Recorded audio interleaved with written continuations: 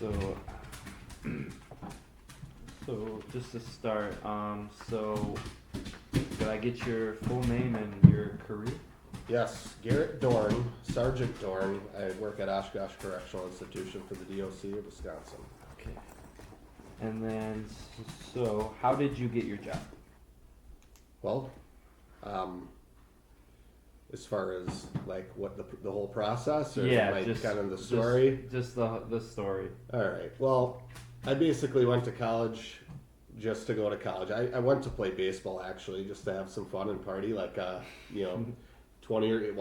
at the time. I went to Marion University in Fond du Lac.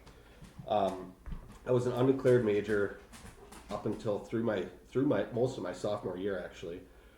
Buddy of mine on the baseball team actually recommended criminal justice for a major, and I'm like, great, sounds good. I like the natural resources. So you went to just school just to... I went not knowing what I was going for. Okay. 11, 12 years ago, college was a little bit more push for the 4-year degree than it is now. It still is, but it was more of a, most people are going to college either, whether it's a tech school or a 4-year degree. And, okay. And you sound like you played baseball? I played baseball, yes. Okay. Did you just go to the college because, like, do you get, like, any grants from baseball, or you just love playing baseball? I got a few grants. Division III does not offer full scholarship for athletics, but yeah, I went to have fun. And, sophomore year rolls around and it's like, what do you do? Yeah. Mentioned a buddy of my team recommended criminal justice, and I was kind of into natural resources, DNR type stuff. I'm thinking, maybe like forestry or park ranger, something like that. I never really had any interest in law enforcement. It was not a thought in my head for like police officer or like county cop, something like state patrol. Never really thought of that, but I did have a few people that I knew in the area. I went down in Fond du Lac. It was their buddies of buddies that graduated and stuff that did corrections. So it was just a little thought in my head at the time in sophomore year. Okay. And I ended up going for it. I went for criminal justice, just the basic criminal justice 4-year bachelor degree. Okay. Get around to my senior year, and I don't really know where I wanted to go with it at this time, but the corrections was in there. It was in the idea, and I'm thinking to myself like, okay, well, you got to go through an academy for this. First of all, you got to interview, and then you do a physical fitness test, and then you got to do the whole screening process, and that takes a while. And if you don't know, for FETC, they do the police academy there, right? Okay. And that's a whole long 9-month process or something from hiring to the end of it. And I'm thinking in my head, well, there's so many people that will go through the police academy and get credit for it for school. And I haven't heard anybody do that for corrections. Well, I kind of raised the question. I went to the dean of criminal justice at Marion, and I just asked the question. So, hey, I got accepted to the corrections academy. What do I do with this? It's a 280-hour academy. It's a 7-week, 8-hour Monday through Friday academy. What do I do for this curriculum? Everybody else is getting credits for it, for school, getting paid to go to. Yeah. And I'm like, is there any way that I could do this and get credit for it also? Well, she did the work for me. She called Madison. She got the curriculum, and it turned out I got like 10 or 12 credits, or maybe it was 13, something along those lines, towards schooling to go to the academy for corrections, which was really nice to get that paid for, and you get paid to go to school. Oh, so you got it all paid for by the academy? Okay. So the state paid me to go to the academy. Okay. And I got credits for it at Marion for graduating. So my last semester basically was spent in the academy. Just like you working? Yes, it was first aid. We did an 8-hour day of first aid. I could have did like a Monday through Friday, or a Monday, Wednesday, Friday, 3 times a week for 1-hour class at Marion of first aid. Well, they kind of matched everything up and said, hey, you did 8 hours of first aid. That's just like, 8 weeks for 1 hour of first aid for 1 credit. So boom, just get it all knocked out. Yeah, college credits, they don't come cheap. Yeah. You're spending $300, $400, $500 a credit, and it was kind of long. That helped me out a lot. Prior to that, one of my class objectives was to do an internship, and before going into that corrections academy, I had to do an internship. It was like 160 hours, 180 hours for whatever field you're going in. Okay. Law enforcement, courts, corrections, Did whatever. it matter if it had to be paid or unpaid? It didn't matter for that, no. And this was unpaid, so Okay, yeah. I'm right there with you. It was an unpaid internship. I went through Kettle Moraine Correctional Institution, which is a medium security prison. I just went in plain clothes. I just was walked in and had a phone call with the administrative captain prior to going there, and he welcomed me, and I was with another buddy that was going through the academy with me. Actually, went in and we were both given schedules. We spent some time with corrections officers, sergeants, just the blue shirts that were there for their security stuff. See what it's like inside of a prison. Not too many people get that opportunity, and I figure if you're going in the field, you're going to want to know what it's like prior. Yeah.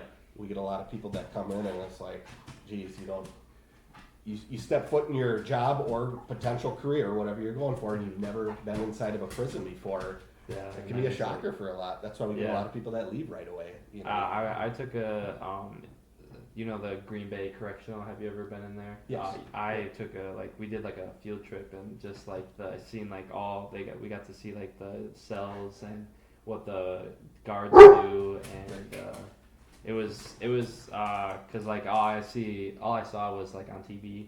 Like I was like, oh, but it's very different when you're actually in there, and then there's like inmates like yelling at you, and it was pretty interesting on what just the whole how it worked, and because like I just saw what was like my dad watches like cops and like the intake shows, so like they like film a portion of it, but you don't get like the full story. So I thought it was interesting. You get that question a lot. It's like, is it just like it was on TV? And I mean, some parts it is, some parts it is, but other parts it's it's elevated, and realistically, all the prisons are different. Even the mediums. Some mediums are run a little bit differently. Then you have Green Bay is a maximum security prison. I believe one of 4 in the state. I actually started at Waupun. Okay. When I was down in Fond du Lac, that was a 25-minute drive, and I got the choice of 3 different institutions to go to. I was the youngest. I was the young buck of the group at 22 years old. So I got like the last choice, my last pick, and I get to go. I was the least senior out of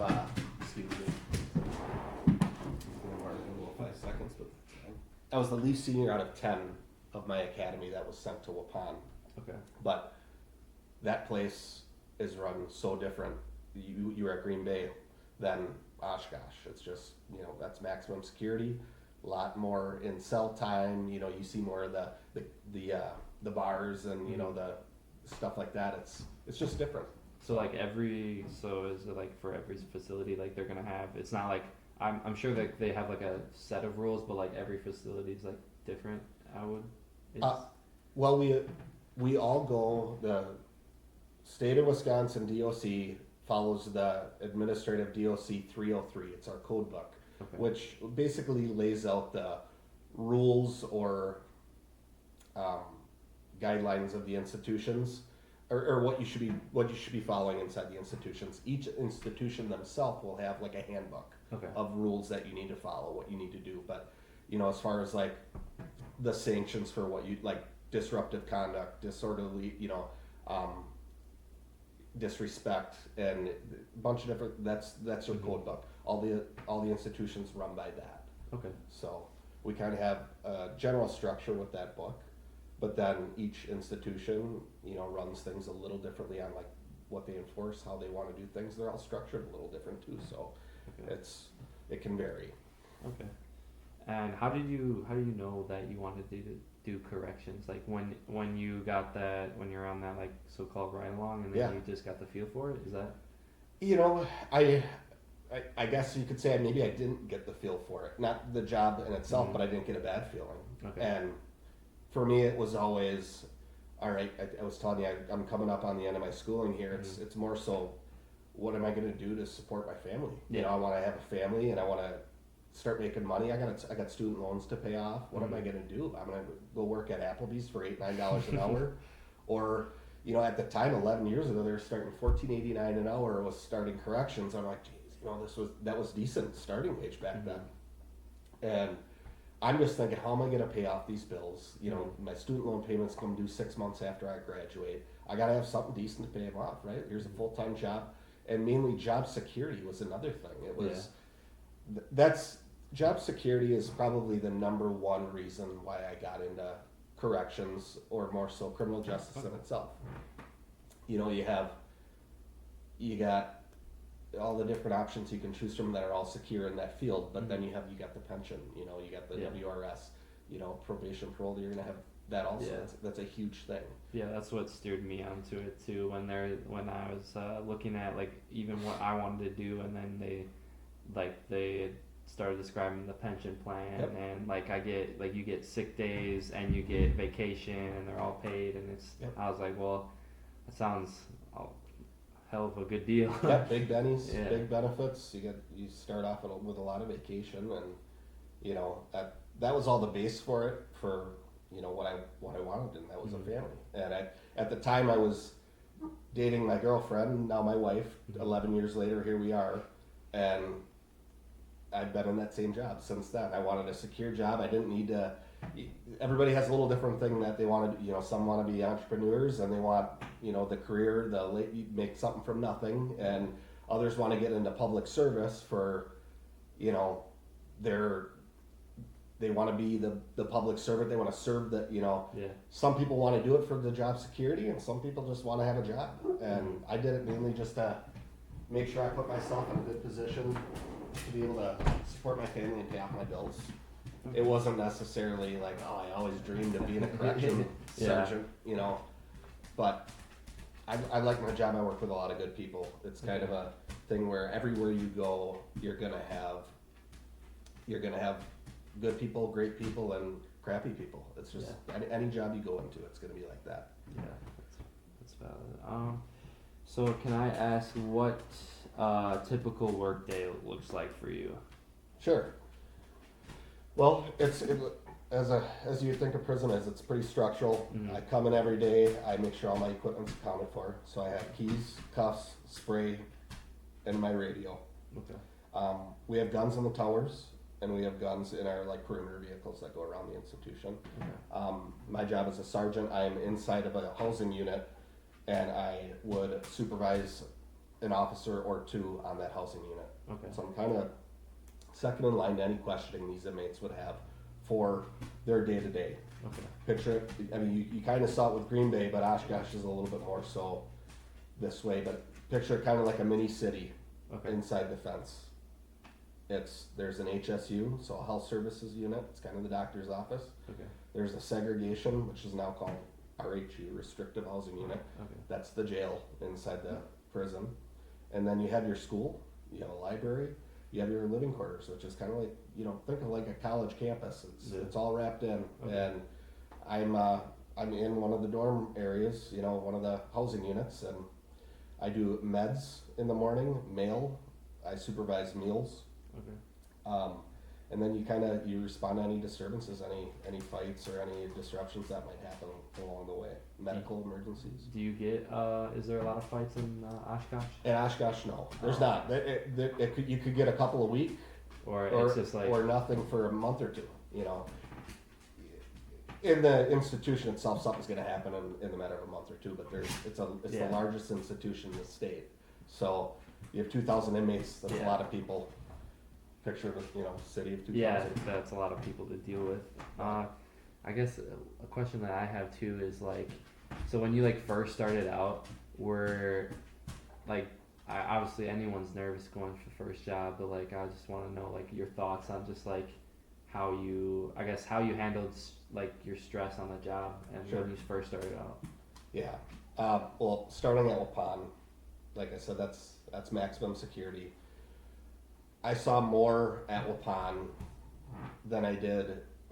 I saw more at Waupun in the 9 months that I was there before I transferred than I did in the 10 years that I've been at Oshkosh. Oh, dang. you're talking, I'm like certain instances, self-harm fights, stuff like that, stuff you don't want to see. Yeah. The stuff that you might see on TV, the messy stuff. Yeah. That's a little different. I just knew that I had to push through those 22 years old, the youngest. Is this how it is? I wasn't giving up. You can't give up. You got to push through it. You quit. You just gave it all away. Mm-hmm. You gave away that 7-week academy, the months long prep for getting the job in itself. Your degree that kind of ties in with this job. So it's like I knew I had to give it a shot. And at that time we were pretty well staffed. We were staffed enough where I wasn't working a double shift every single day, but I still would get ordered a lot because I was the youngest on the totem pole, and I knew that if I'd stick it out, you're up the pecking order a little bit, and it kind of felt like every couple months you get more. You're going to take a couple months to get comfortable in any job you go into. Yeah. And once I got to that point, it was like, okay, now I can do this and this and this, and then my wife Alyssa gets the job in Appleton. It was a staffing agency she worked for a while, and it's like, the opportunity to transfer is there. So I transferred to Oshkosh and we moved over there, and things just kind of got a little easier. The institution felt a little bit better to work at, but yeah, you get the early day jitters going in there, especially maximum security. We lose more than half of our candidates, within the first couple months working in corrections. You hire an academy class, and it's like, where did they all go after a couple months? Well, a lot of people just don't stick it out. They just quit. Yep, they quit. Some get fired. Hiring standards have changed. We had a higher I shouldn't say that. You had to do a test to get an interview. If you passed the test, you got the interview. Okay. If you passed the interview, you had to do a physical fitness test. Then if you passed the physical fitness test, then you got to go to the academy. And none of it was like super groundbreaking, but it weeded out some people. You had, you weeded out a lot of people that were out of shape. Yeah. And they got rid of that, actually. They got rid of the physical fitness testing. testing. Don't have to do physical. Not anymore, you don't, to get in the job. That's interesting. Yes, and they actually just recently announced a few months ago that they upped the starting wage to $33 an hour. Oh, for corrections? For a corrections officer. So if you wanted to become an officer, you're walking in there at $33 an hour right away. So they're getting just a wave of people. Yeah, we've been getting a lot of staff coming in. They did, it was like $20.50 or something, and then they upped it to $33, and they addressed everybody accordingly, and it was like, holy crap, Yeah. We're getting waves and waves of people coming in, but like you're gonna still see a lot of people quitting right away. They don't all stick. Oh, dang. We're getting a chance though. So yeah. So out of the class, I guess, what's like the typical, like, is it like 50 kids or like how much, or is it just ranges? Well, prior to this pay raise, we were getting at Oshkosh, we were getting maybe 1 or 2 people from each academy. Oh, really?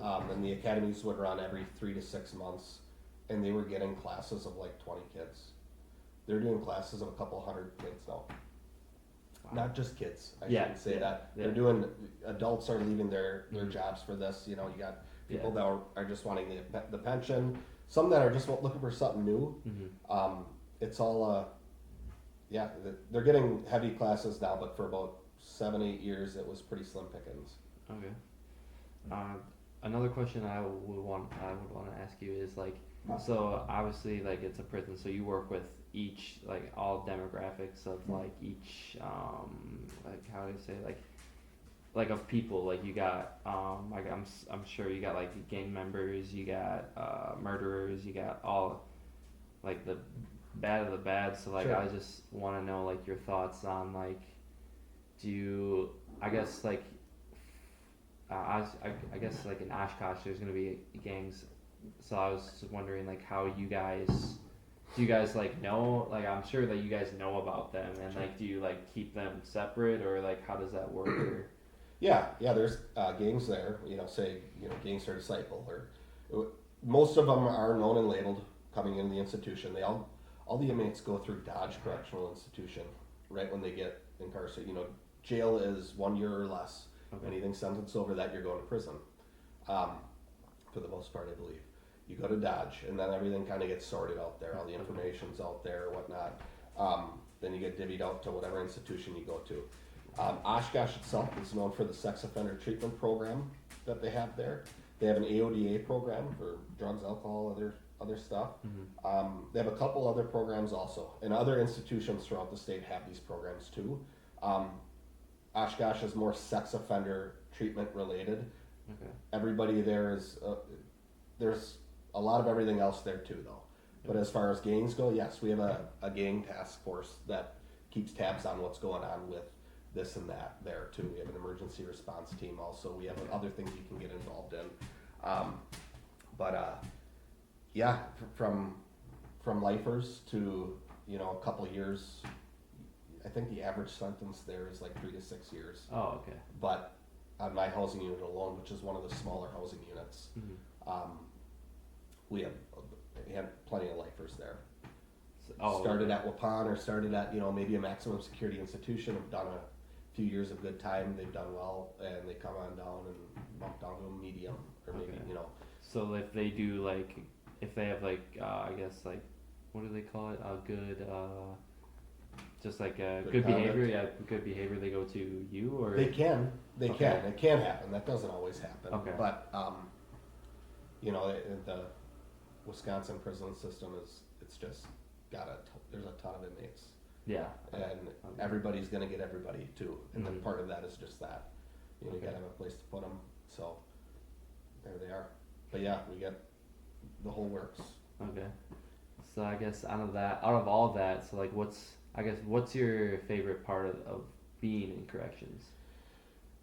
The job security. If I didn't stress it enough in my earlier, that's what gives me the comfort of that. I mentioned every career that you go into, and I've, you talk to other people on this. I've kind of experienced a little of everything too, growing up with throughout high school. I'd work a summer job or a winter job after coming home for Christmas for a month at factories, machine shops, stuff, trying different things and doing pushing a broom for a while and loading semis, and you see there's different kinds of people everywhere, and your job is going to be 90%, if not more, of who you work with and the attitudes that you surround yourself around. And I work with a lot of good people, and it's consistent. I guess if you compare it to law enforcement, or I go to the same place every day, I come out of the same place every day. I'm not wandering the streets. I don't necessarily have different jobs every day that I have to do. I might respond to different incidents. Okay. But that keeps it exciting too. Okay. But it's all in my unit, Okay. When you say responding to different incidents, I was wondering what skills that you have found that to be vital part of just going into responding to something. Yeah. Communication. That's number one. Okay. That's the biggest thing that that's your best tool when you go into corrections, for sure. And I would assume law enforcement itself and, probation, parole, what you're looking at too, that's going to be your biggest thing, is learning how to talk to people and learning how to read people. Responses you get, you can change the course of a whole conversation, a whole disruption, just by using your words. Yeah. And sometimes you use the wrong ones. And you learn that early on, and you get better at it. So it's kind of that can come with experience too. But I would say communication is your biggest tool, and other things we have POS training. It's just principles of subject control. Every year we have to go through it. Every year we have to do a firearms training. In case we're in the towers or in case we're on the perimeter vehicle. Okay. The principles of subject control training, that's more so, hands-on, what we're dealing with restraints, and just refreshers and stuff like that's good too. A lot of times we'll go through situational stuff with that. Okay. You got a guy that's blowing up in the day room and throwing a fit for something, and starts taking his shirt off and spraying. What do you do? What do you do with that? Call for responders, and responders come. Sometimes you have to use your spray, and then you direct them to the ground and put handcuffs on and get them out of the truck. If nobody's hurt, staff, inmate, everything works great. Sometimes it happens that way, sometimes it doesn't. Yeah. So Yeah, my other class that I'm in right now, it's crisis management and de-escalation. Yep. And we're talking about just being emotionally intelligent and being aware of your feelings and the other people's feelings, Sure. like in the field, specifically in law enforcement. You have to be in tune with your feelings and their feelings, and you have to, like what you said, like the body language is a big sign. And just like saying the right thing, and your tone of voice too. Yep. It's just a lot of that comes into play. Like I knew coming into the field, like I wanted to work with people and just see people like try to help them do better. But I just didn't like. I'm getting exposed to new things. Like just like I knew emotional intelligence was like a thing. I just didn't know like how much like how much you need, or like, but now I'm getting exposed to like just the like we're learning about like empathy, like obviously like you have empathy, but like you gotta put yourself in their shoes and just see it from different perspectives. So I guess the question I would have is like, do you, I guess, when you're responding to something, and do you try to put yourself in the other person's shoes? And I mean, I feel like everyone tries to do that, but like I would like to like hear what your thoughts are on that. yeah. Well, a lot of times if I'm responding to something, Mm-hmm. there may or may not be time for that. Yeah. If they're coming to me with their problems, absolutely, Okay. 100% of the time. I have no idea if someone's coming to me with their problems, whether they're screaming or they're crying. Mm-hmm. Maybe they just got a phone call that their family member died or passed away, and the guy's just starting throwing chairs around the day room because he's just ticked off that he couldn't be there for a funeral. Yeah. We'll get stuff like that. You don't know what the situation is. Mm-hmm. That's why it's what I mentioned. Communication first is in reading that, understanding where they're coming from. Sometimes you can de-escalate by knowing that and by getting more information in the situation with that too, for sure. And they're all different. Some are the same. Some are the same. But everybody is different on how they handle it. Inmates and staff. Okay. So I would. Does that answer your question? Yeah, no, that answers my question. And then so when you talk about the day room, is that like the like people? Sure. Center area where. Oh, okay. Where on the unit they can get ice and water, hot water, play cards. Got a lounging area. It's their living room. Oh, it's Watch okay. TV. Yeah, that's similar situation. okay. And then going back, you said you supervise 2 officers, or how many? Depends on the size of the housing unit. Okay. I have a smaller housing unit. I have 2 officers on my unit that I supervise. I had 1 additional just recently added back on because we're getting more staff coming in now. We were pulling staff off of units to cover other areas. Oh, okay. But yes, I have 1 officer on each wing. Okay. And then do you guys have like, I know do you guys have like individual meetings, or do you like all go into like one meeting, if that makes sense? Like, do you guys have like meetings like every like Friday, or how does that work? Meetings with? Just like I know that some jobs in law enforcement, like my teacher was asking, like they would go through like they're like just like they're pulling their taser or they're pulling their weapon and just going through the Like motion. a debrief? Yeah, like a debrief. Yeah, debrief after a situation for sure. We try to do that just ourselves. You could always use more, and situational stuff, the what ifs, what would we do if this situation happened? We try to do that often too. It's thinking about what could happen next. But that goes along the lines of the communication thing with staff alone too is huge. You gotta know what page everybody's gotta try to be on the same page. Yeah. And then when you're not on the same page, like I want to, this was a question that I got off the internet, but I actually would want to know, like, what's like a situation where you like knew you messed up, like you're like, oh, I could have done this better, but you did it, but you're like, I could have done this better. Well, there's a lot because we make mistakes, right? Yeah. Major ones. Yeah. I think when I first started, and this didn't turn out to be like major. Yeah, but I mentioned learning how to talk to people, right? Mm-hmm. So at Waupun, a young 22-year-old me, I'm going into a situation. I'm in the Big Top, which is their rec area. Okay. There's a gym. You can play handball and basketball and whatnot there, and there's showers off to the side after the inmates are done. They go take a shower, and these guys were just screaming at each other. And it was bad. It was getting to the point where I thought they were going to get ready to duke it out. And I'm up there with 2 or 3 other officers, but they're not quite in the same area that I'm at. Okay. There's glass doors right here. I can see, them outside the shower area, but still behind the doors. Mm-hmm. Just screaming at each other. I get in there. I'm like, guys, I said, shut up.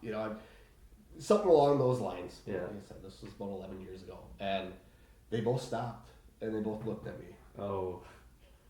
The stopping was great. Yeah. And I was like, guys, shut up, because it was that loud. Mm-hmm. Like I said, the stopping was great, and I don't remember exactly what one of them said, but he goes, we'd get sent to the hole if one of us talked like that to you, and he was right. Yeah. He would. I could have sent them to the hole for them doing what they were doing. Mm-hmm. The hole meaning RHU restrictive housing, whatnot. Okay. At the time. It's just not the way to handle a situation, And realistically, I just wanted the disruption to stop, Mm-hmm. Not the way to go about it. Hey, Jens, could you keep it down? Mm-hmm. I might not have gotten the response I wanted out of that, but learn how to talk to people. That was my mistake, but they handled it. Looking back on it now, I'm glad that was handled that way, because it could have gone in opposite, other direction too, real quick. Yeah, because they could have both turned on you and turned their anger on you. They could. So I guess so did you bounce back right away, or did you get reprimanded by your supervisor, or it was just that you and you're just like, oh, I realized that I messed up, and then you just went on? Yeah, it was more so like that. It was pretty minor, honestly. Yeah. It wasn't. A big. It wasn't a huge thing. It's not like I really did anything wrong. I just did it the wrong way. Okay. I didn't break any any work rule but violation. But that's a good. However, that's you could probably tie that in somewhere.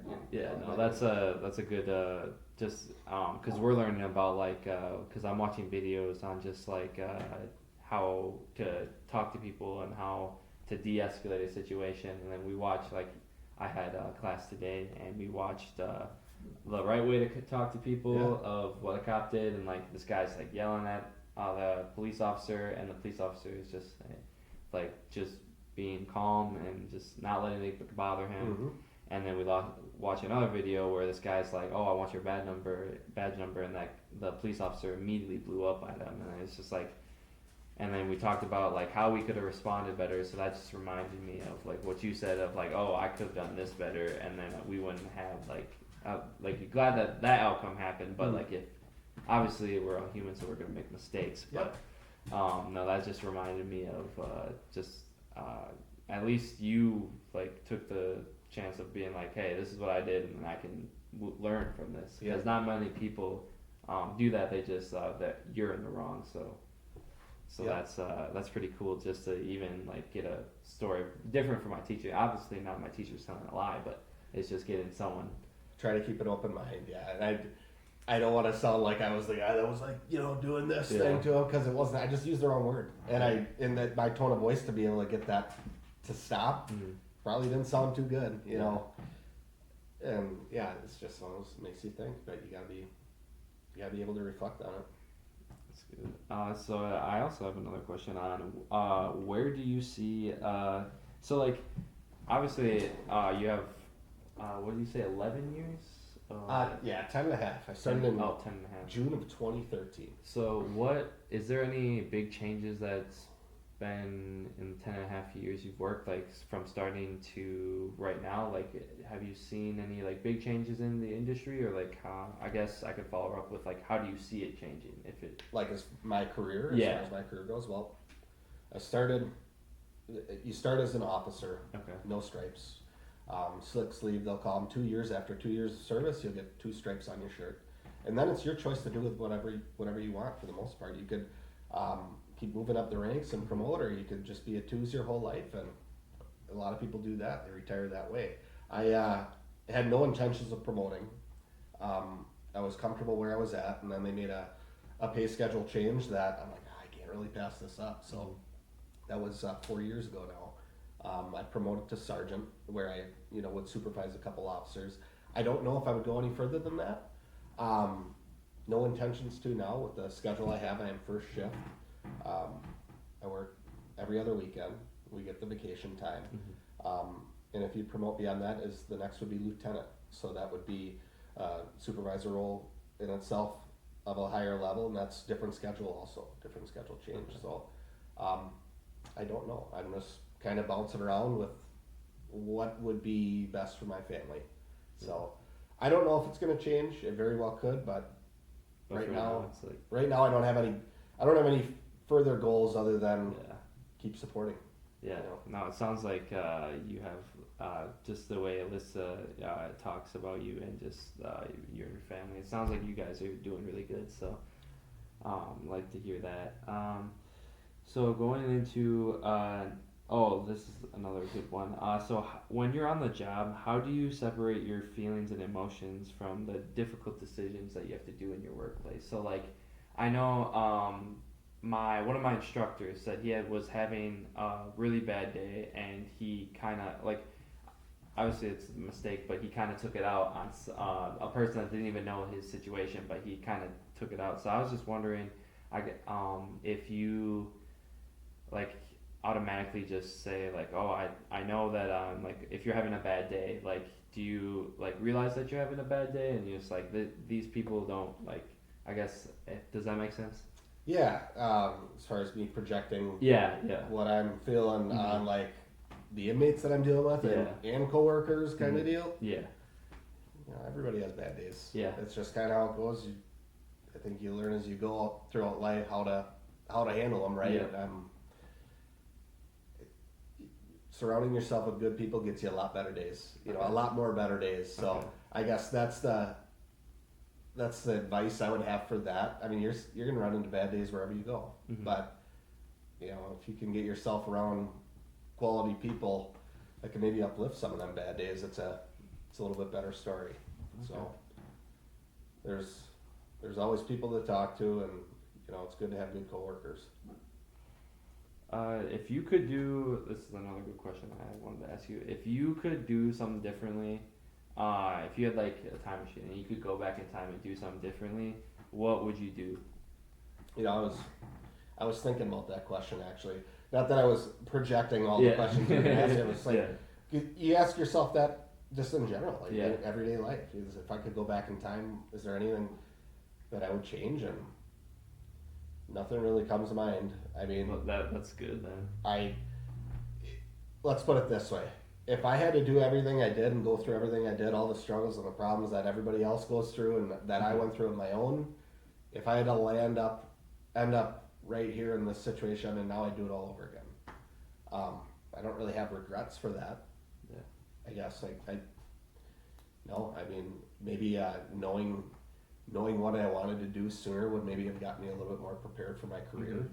But I've been really lucky with how things have landed. Okay. And then so what? Sorry. Yeah. Take a sip. Oh, could you? So you said the interview process changed. Could you tell me what now the interview process is like for new people that come into corrections? Sure. Well, you fill out an application online. I think that is still the same. That hasn't changed. I believe they send you a letter saying, "Hey, you're invited to this interview." And I mean, when I went through, basically we all met at, it was like a Comfort Inn and Suites or something. It was all done in hotel rooms. They had tables set up, and there's a 3-person panel. Typically, you're going to sit with someone who's a supervisor in corrections, maybe a unit manager along with that, and maybe a security staff also. So they're going to ask you 3 or 4 different questions. I think it's 4. Situational stuff. What would you do if? Trying to get a vibe on how you'd respond to those. So you don't I guess you guys don't do straight, like, say, like, you get hired, you guys don't go, like, straight into it, like, to the jail, or you guys, like, practice before, I guess, like, when you're getting hired, let me rephrase that, when you're getting hired, you just don't go right into the jail, right? You practice with, like, your supervisors, or how does that work? Well, so the hiring process right now is similar to what I went through, except there's no physical fitness testing now. It's more of you go to a doctor's office, you do like a stress test and a few other odds and ends. Okay. But it's not as extensive as it was. Basically, you'll do an application, an interview, a stress test at a doctor's office. Then you will do the academy, which is in Madison. That's 7 weeks. Sometimes they do academies localized, like maybe at institution will be able to lend their armory out to do an academy, maybe a 20 or 30 person scale, a smaller scale than what Madison can hold. So after that 7 week process, I don't know if now they send you to your institution after week like 5 or 6 to get a vibe on how things work. But after the 7 week process, then you go to your institution. You'll do maybe 3 or 4 weeks of on the job training at the institution, walking around doing your job but not in your actual post. Okay. And then you will go online and you'll start. Start like that. Okay. I was wondering, what was the physical for corrections officers that you had to do? We had to run 1.5 miles and like it was nothing crazy. And we did out some people, but it wasn't like ridiculous. So we had to do 1.5 miles in like 14 minutes, and that was all on a scale based on age also. Okay. Push-ups, sit-ups. There was one other thing involved with that too. It was basically the whole group that passed the interview portion that went to the YMCA, and there was a couple supervisors that did the physical fitness testing. If you passed the physical fitness testing, then you went on to the next step. So, okay. I have another question on here. So, like, so have you tried to? Okay, so like when you have a problem, with, let's say, I guess a certain, because this is what I'm gonna have to do too. A certain individual, like, how do you approach that individual? Like, say, like, even if it's like an inmate or like one of your coworkers, I just want to know, like, do you automatically go to them, or do you go to like a supervisor, or how does that work for you? Because the biggest issue for me is, like, say, like, I see like someone did something wrong, and like, do I just go immediately to my supervisor, or do I like go directly toward them? someone did something wrong, like are we talking staff or are we talking inmate or someone? Could we do both? Yeah. Well, I guess it was from an inmate standpoint. If I see someone do something wrong and it's like minor, Yeah. I'm not going to address it in public in front of a day room full of 30 other inmates. If it's super minor, I'll wait till things have, I'll pull them aside at the end. I'll be like, hey, just so you know, you got to have shoes on out here. You know, you can't be wearing your flip flops or something like that. That's something minor. If it's something happening that these guys are too loud, I'll call them to me. I'll get them away from the problem, and I'll have them come down. Hey, you guys got to keep it down over there. Tell your buddies, something like that. Okay. As far as staff goes, and back to the inmates too. These guys are also going to officers typically first with any other major problems that they're having, aside from rule violations. Yeah. They'll come to me too, and I'm more so just a lead worker. I'm not, supervisor that, I'm stuck inside of a bubble here. I'm a lead worker. I work alongside both of these officers too, so I get these questions too. But if I had an officer that was not doing what they should be doing or what they're supposed to be doing, communicate with them first. Talk to, as long as it's nothing major where I jeopardize my job, where I have to tell the next person up, like, hey, did this person just, brought in did something totally stupid, which thankfully I haven't had to have happen yet. Okay. But yeah, it's a learning process. Okay. You gotta communicate and be able to do that. Okay. So then, outside of the job, like, how do you keep, I guess, this is just going to be asking about your hobbies, but like, obviously, like, to have a good work life, you got to have a good, like, like your hobbies, Yeah. and just to keep yourself sane. So like I was just wondering, like, do you do like what do you do to keep yourself sane? Yeah. Oh, and then that's one of the biggies that I love about. I never say I love my job because Yeah. I won't love anything I have to call work. Yeah. I like my job and, Yeah. and I can tolerate it. But Mm-hmm. one of the things I really like about it, I should say, is that I can leave work there. I don't have to bring work home. Mm-hmm. And when I walk through these doors, I don't need to discuss work at all. I don't bring it home with me. Everything's there, and I'll go visit it the next day. But this is my life. This is what we live for, right? Mm-hmm. So, yeah, I hunt and fish. Okay. I'll watch some sports. I'm not a huge football guy, but I like watching baseball. I followed the Packers this year. It was kind of a new thing, a new year with the quarterback. So, Okay. and just having fun with the family. We do some vacations every now and then, and got the 3 kiddos. It's a busy life. It's Yeah, busy I enough bet. to not have to think about work, which is awesome. That's great. Yeah, Alyssa was telling me about when I was first getting into interviews. She's like, well, we have 3 kiddos running around, and they're smaller, and I was like, oh boy, I was like 3 of them. I was like, I was dealing with I was helping out one of my friends, and they just had 1, and I was like, I can't imagine Yeah. 3 of them running around here. Well, and then you got this dog too. That's number 4 right there. He's pushing on you. And, Yeah. it's a lot. So like just handling like I guess that would tie into like how you handle stress. Like is that so like your go-to outlet? Like for me, how I handle stress is I like working out. I go to the gym like constantly. Yep. So I would I guess what do you go to like unwind? Where do you go to like to unwind? I wish I had more time to be able to work out, but I got the little ones to look after too. Yeah, but no, that always was kind of my thing too. But it's separating myself. I come home if I'm coming home from a stressful day at work. Mm-hmm. I gotta come home with a bunch of kids screaming too. A lot of times I try to take maybe 10 minutes, 5-10 minutes, and just go off in the room, change my clothes, get on my work clothes, and hear nothing for a few minutes. Yeah.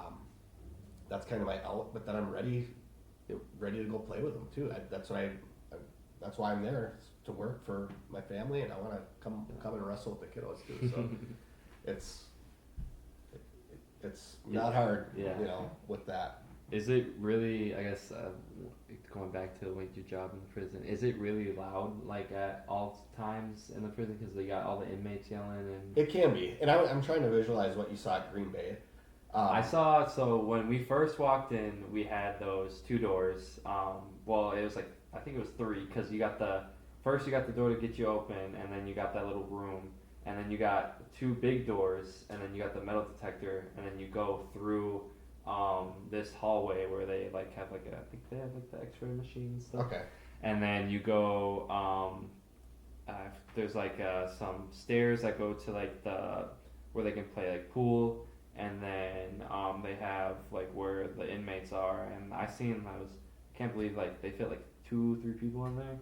It's like the tiny 2 room. people in a Yeah, cell. 2 Yep. people. Yeah. Yep, they'll fit 2 people. But as far as like noise level and It was pretty crazy there. Yeah, it was pretty crazy. Like when they took someone out of there because like they're so packed that getting a single cell is like really rare. Yep. And usually there's people with like good behavior. So like they took this guy, and then he was just standing by one of the officers because they're like, oh, here, this is the cell, and then you could see like all the other inmates right there, and they're yelling, and it was funny because they're like calling me. They don't even know me, but they're calling me names, and I've been through it before. So, but it was just funny because they're like yelling at me, and then one of the guards would like just said something, and they all like chirped down.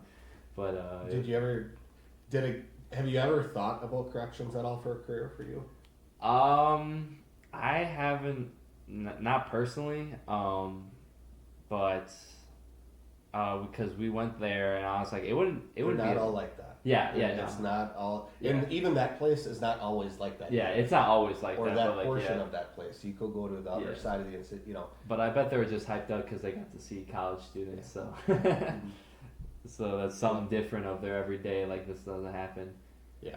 Oh, just a quick question. Do you have, because I know Green Bay, they had actually one guy, didn't they, the one guy escape, but they got him right away. He got he went over the wall. I was just wondering if anyone in Oshkosh has gotten like really close or. Nobody at Oshkosh, no. But there's other camps and correctional facilities around Oshkosh. There's Drug Abuse Correctional Center, DAC. There's another camp also, and every now and then you'll see it on the news, like inmate escaped Oshkosh Correctional or whatever. It's not. That was like a work release camp where they could leave to go to work, and maybe they just didn't come back. They just walked off the job. Yeah. So we do get that mixed up every now and then. Someone's, you just had an inmate escape your prison the other day. I'm like, nope, that didn't happen through the electric fence and barbed wire. However, when I was at Waupun, nobody escaped when I was there. But years and years ago, somebody ended up escaping on a truck. They ended up going under like a bunch of Pepsi racks or something, and they were able to. There have been escapes, but no, it does not happen. Yeah, not like often. I don't know the last time the DOC has had an escape. Yeah, because you guys, like, I've seen the process of just even getting in and out of there. Like, it's very difficult. Yeah, it could be done, but it's not a common thing. Okay. This was a good one.